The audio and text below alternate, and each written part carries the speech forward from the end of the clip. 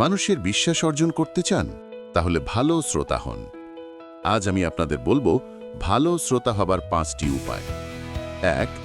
চোখে চোখ রাখুন।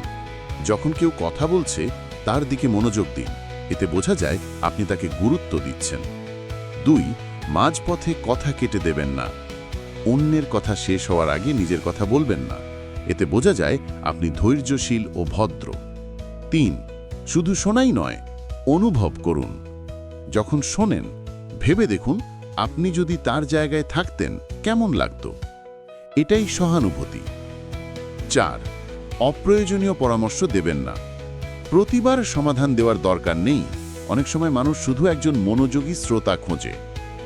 5. প্রশ্ন করুন। কথা শেষ হলে হালকা কোনো প্রশ্ন করুন, এতে বোঝা যাবে আপনি মনোযোগ দিয়ে শুনেছেন এবং আগ্রহী হয়েছেন। মনে রাখবেন, একজন ভালো শ্রোতা সহজেই মানুষের হৃদয় জয় করে। আর যখন মানুষের হৃদয় জয় করতে পারবেন, তখন বিশ্বাসও আসবে, সম্মানও আসবে। তাহলে আজ থেকে প্রতিজ্ঞা করুন, আমি শুধু ভালো বক্তা নই, আমি একজন ভালো শ্রোতাও হব। এই রকম আরও ভিডিওর জন্য অবশ্যই আমাদের চ্যানেল টুনি ওয়ার্ল্ড এআই সাবস্ক্রাইব করুন।